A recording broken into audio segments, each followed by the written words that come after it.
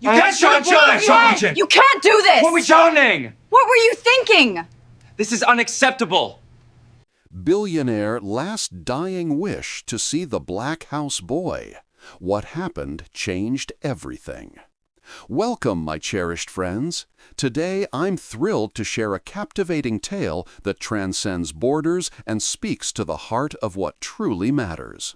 It's a story where ancient wisdom meets modern fortune, proving that the most profound connections are often found in the most unexpected places. In his gleaming Dubai penthouse, a fortress of glass and steel piercing the desert sky, 88-year-old Sheikh Tariq Al-Hamad lay dying. The air, cool and filtered, hummed with the silent tension of his children, Omar and Lila, their hushed Arabic whispers revolving around inheritance, not farewell.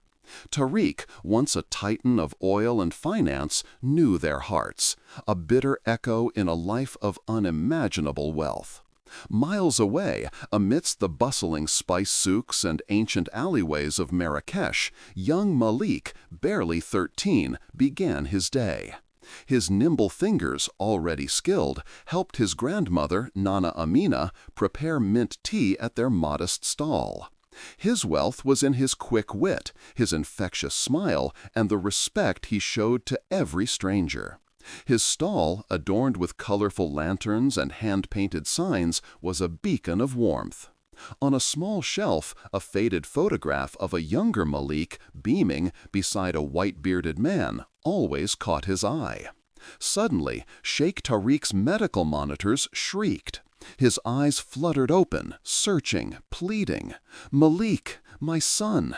Malik!" he rasped, his voice a dying plea, almost lost in the sterile air. "The boy from Marrakesh, I need to see him, now!" Omar and Lila exchanged bewildered, almost disgusted glances. A sheikh of Tariq's stature, asking for a street boy from a distant land? They couldn't know this was the genesis of an upheaval that would shake their gilded world to its foundations. The urgent satellite phone call reached Nana Amina at her tea stall. Omar Al-Hamad's voice, tight with barely concealed annoyance and confusion, announced his father's dying wish. Nana Amina paused, the rhythmic clinking of her tea glasses momentarily ceasing. Sheikh Tariq Al-Hamad, a name whispered with reverence in certain circles, felt like a ghost from a past she'd long buried. "My grandson? He is just a boy, Mr. Al-Hamad. He only sometimes ran errands for your father many years ago." But a flicker of memory, a sense of an old debt, stirred within her. She pictured the dimming eyes of the powerful man Malik had spoken of with a quiet reverence. "We will come," she said, her voice ancient and firm. The Sheikh's palace in Dubai was a breathtaking labyrinth of marble and gold, an unchanging monument to power. Omar met them, his gaze cold, dismissive of the boy in his simple jalaba and the veiled grandmother. Lila, draped in designer silk, barely acknowledged their presence, her phone clutched in her hand. Malik, clutching Nana Amina's hand, felt their eyes, judging, dismissing. He walked the echoing halls, each step an intrusion into a world not his own. In Sheikh Tariq's lavish chambers, the air was thick with the scent of costly oud and impending loss. Malik stood just inside the doorway with Nana Amina. Sheikh Tariq's eyes, clouded by age and illness, found Malik's. For a long, agonizing moment, their gazes locked. A silent conversation unfolding across years and continents. Malik saw not the formidable sheikh, but a fragile old man, regret in his eyes, a desperate plea for something he couldn't yet name. He remembered a time, years ago, when he, a young boy, would bring the grieving sheikh spiced dates and listen to his silent sorrow. A single tear tracked down Sheikh Tariq's cheek. Lila gasped, a soft, disbelieving sound. Omar stared, his face a mask of confusion. They had never seen their father cry. This was raw, messy, and entirely unexpected. It exposed a hidden fissure in the Al-Hamad dynasty, a secret chamber in Sheikh Tariq's heart that none of them knew existed. Omar was the first to shatter the spell. "Father, what is this?" he demanded, suspicion hardening his tone. Do you need to tell us something about this boy?" Lila, ever practical, interjected. "Honestly, Omar, this is highly irregular. A street boy? At a time like this? What could he possibly have to do with anything important?" Her tone was dripping with disdain. Malik felt the familiar sting of being an outsider, an intruder. He instinctively pulled closer to Nana Amina. I should go," he murmured, his small voice barely audible above the hum of the medical equipment. But Omar stepped forward, blocking their path, his posture radiating authority. "Not so fast, boy. My father specifically asked for you. We need to understand why. Is there some arrangement?" He imagined manipulation, a hidden claim to family honor, perhaps. "There's nothing to tell, Mr. Al-Hamad," Nana Amina said, her ancient eyes steady. "Malik just brought your father tea and dates, sometimes, nothing more." Her quiet dignity, however, only fueled Omar's suspicions. Lila's accusations of a calculating little opportunist hung heavy in the air. Malik felt a surge of indignation, a heat rising in his cheeks, then looked at Sheikh Tariq's frail figure. The memory of that tear, that profound wordless connection, held him captive more effectively than any god. He swallowed his pride, a practiced skill from a lifetime of navigating others' assumptions. "Very well," he said, his voice betraying none of his turmoil. Omar, somewhat mollified by their apparent compliance, ordered a small, isolated guest suite prepared for Malik and Nana Amina, a gesture meant to convey their place in the hierarchy, far from the main family quarters. He then retreated with Lila to the study, their voices low and urgent, undoubtedly discussing Malik and the implications of his unexpected presence. The tension in the palace escalated, moving from the personal to the strategic. Malik found himself alone with Nana Amina in the luxurious but impersonal suite. He sat on the edge of the plush bed, listening to the muffled sounds of the palace, the distant clinking of gold-rimmed teacups, the hushed voices. He felt a profound loneliness, a sense of being utterly out of place. This wasn't his world. These weren't his people. Yet a stubborn sense of loyalty, an echo of a forgotten promise, kept him rooted. He thought of Sheikh Tariq, not the billionaire, but the younger, grieving man he remembered, the one whose sorrow had been so raw, so debilitating. The man who had, for a brief time, allowed him a glimpse into his vulnerable soul. What had he done with his life since then? Had all this wealth truly brought him happiness?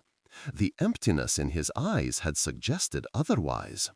He thought of his own life in Marrakesh, filled with quiet purpose and genuine connection.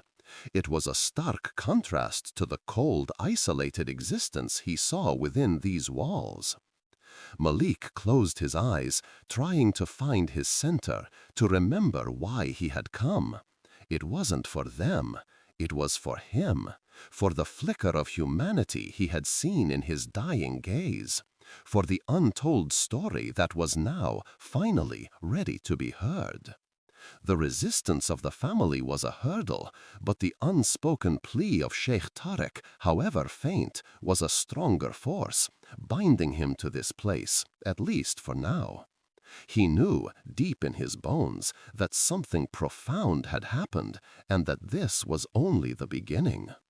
The following days settled into an uneasy truce, a silent standoff under the Sheikh's roof. Tariq remained in a delicate, fluctuating state, sometimes lucid for a few minutes, more often lost in a haze of pain and medication. Malik, relegated to his small room with Nana Amina, found himself in a strange limbo-like existence. Omar had indeed arranged for security to discreetly monitor their movements, a fact Nana Amina noted with a weary shake of her head. They were guests, prisoners, and puzzle pieces all at once. Despite the family's efforts to keep them isolated, circumstances began to bind them together, subtly at first. The full-time nurses were exhausted, working in shifts, and Malik, with his quiet composure and natural empathy, found himself drawn into the orbit of Sheikh Tarek's care. He would sit by his bedside during the late hours, when the family had retreated to their own wings of the palace, when the house finally exhaled its tension. He didn't speak much, just held the Sheikh's frail hand or gently wipe his brow with a cool cloth. There was a quiet strength in his presence that seemed to soothe him, more so than any expensive sedative. Omar and Laila, though still wary, couldn't ignore the change. Tarek, notoriously restless and prone to agitation in his fading moments, seemed calmer when Malik was in the room. His breathing became more even, his facial muscles relaxed. One evening, Omar walked in to find Malik softly reciting verses from the Quran, a melody that filled the opulent room with an unexpected, profound peace. Tarek's eyes were closed, but a faint, peaceful smile played on his lips. Omar felt a pang of something he couldn't quite name, not jealousy, but a stark awareness of his own inadequacy, his inability to bring his father such comfort. He found himself observing Malik. The boy moved through the palace with a quiet grace, occasionally helping the nurses, sometimes just sitting in the vast empty library, sketching in a worn notebook. He never asked for anything, never complained. His very presence was a silent challenge to their assumptions. He ate his meals alone, simple fare compared to the gourmet offerings for the family, but always with a quiet gratitude. His composure was unsettling, for it lacked the desperation Omar expected from someone in his position. One afternoon, a rare sandstorm hit the city, plunging the palace into darkness. The emergency generators kicked on, but for a few tense minutes, the entire estate was without power. Fear flickered in Lila's eyes, a rare crack in her polished facade. The nurses rushed to check Tariq's life support, their voices tight. Malik, however, remained calm. He lit a small battery-powered lantern he had brought with him, a practical item from his souk stall, and placed it on Tariq's bedside table, its warm glow cutting through the gloom. When the power returned, he was simply there, a steady, reassuring presence. That evening, over a strained dinner, Omar tentatively addressed Malik. "Malik," he began, his voice less accusatory, more hesitant, I appreciate your help with my father. He seems more at peace when you are near." The words were difficult for him, a concession he hadn't thought he'd ever make. Malik simply nodded, acknowledging his words without seeking praise. "He is a man in need of comfort, Mr. Alhamad. And memory." "Memory," Lila scoffed, still trying to reclaim control of the narrative. "What memory? He rarely spoke of his past, especially after Mother died. He was all about the future, about business." Malik's gaze, steady and knowing, met Lila's. "Some memories are held in the heart, Miss Lila, not spoken aloud." His words hung in the air, a gentle rebuke that carried more weight than any shouted argument. It was a subtle assertion of his own perspective, a quiet reminder that their father's life, like all lives, had layers they couldn't fathom. The forced proximity, the shared vulnerability of Tariq's dying days, slowly began to chip away at the rigid social barriers. Omar, to his own surprise, found himself seeking Malik's subtle advice on how to keep his father comfortable, asking about his preferences, things he realized he had never truly known. He started bringing Malik and Nana Amina a tray of fresh fruit and juices in the evenings, a small gesture that spoke volumes. He still harbored suspicions, but they were now mixed with a growing sense of curiosity and a grudging respect. One night, Tariq was particularly restless, groaning softly in his sleep. Malik, who was sitting by his bedside, began to hum the same lullaby he had hummed earlier. Tariq stirred, his hand reaching out, grasping Malik's. His eyes, though still closed, seemed to relax further. Omar, who had just entered the room, stopped dead in his tracks. He watched the scene unfold, an intimate moment he felt he was intruding upon. He saw the genuine, unburdened affection in Malik's touch, the silent communion between the dying man and the boy he had inexplicably called for. In that moment, a profound truth began to surface for Omar. This wasn't about money or manipulation. This was about something deeper, something far more fundamental than the cold calculations of wealth and inheritance. It was about a bond forged in a time he couldn't recall, a connection that transcended their vast societal divide.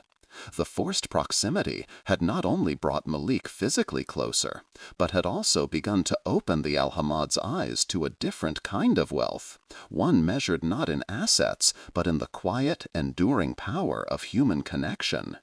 The palace, for the first time in a very long time, felt less like a fortress and more like a space where genuine human emotions, however inconvenient, were beginning to breathe. The subtle shifts in the palace's atmosphere deepened as Tariq's final days became clearer.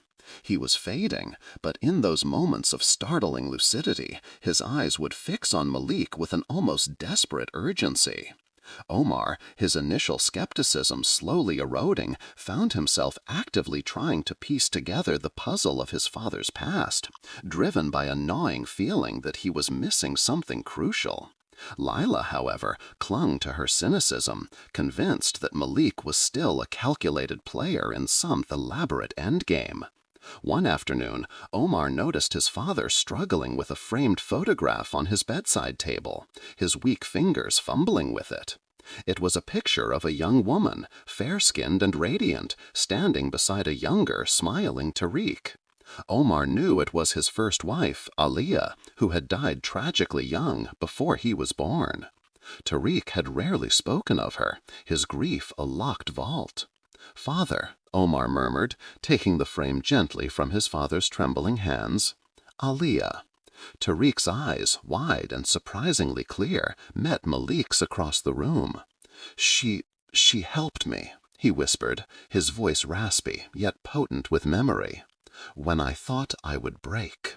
Malik nodded, a soft, understanding look in his eyes. "She did, Sheikh Tariq. She saw you, truly." Later that day, feeling an inexplicable pull, Omar began to search through his father's vast, seldom visited personal study, a room filled with ancient texts and ornate calligraphy, but devoid of personal artifacts. He was looking for anything, old letters, journals, anything that might shed light on his father's mysterious connection to Malik. He dismissed the idea of a secret affair. His father was too rigid, too proud for that. No, this felt different, more profound than illicit romance. Hidden behind a false back in an old rosewood desk, he found it. A worn, leather-bound journal, its pages yellowed with age, filled with his father's elegant, albeit emotional Arabic handwriting. He hesitated, feeling like an intruder, but the desperation in his father's eyes, the quiet dignity of Malik and Nana Amina urged him on. The journal began abruptly, detailing the darkest period of Sheikh Tariq's life, the sudden, devastating loss of Aliyah. Shawwal 14th, 1978. "The light has gone out. The world is gray. I am adrift in an ocean of grief, utterly alone. The empire I built means nothing. Every breath is a struggle. My heart is shattered, irrevocably broken." Omar read on, his own breath catching in his throat. He saw a side of his father he had never known, a man consumed by despair, on the brink of self-destruction. The entries grew darker, more nihilistic, reflecting a mind teetering on the edge. Then, around page 37, Malik's name appeared, though he was just a very young boy, perhaps 6 or 7, often accompanying his grandmother who sometimes brought herbs for the household. Shawwal 22nd. "The boy, Malik, came today with his grandmother's remedies. Quiet child, Doesn't hover, doesn't pity, just brings his small gifts, a smooth stone, a tiny drawing of a camel. His innocence is a balm. I see the pity in everyone else's eyes, not his. The entry slowly shifted. Malik wasn't just an errand boy. He was quietly, steadily, holding Tariq's world together. Dul Hijjah first. Couldn't eat. He brought me spiced dates from his grandmother. Didn't ask if I was hungry, just placed them there. Left. It was the first thing I've kept down in days. A small kindness.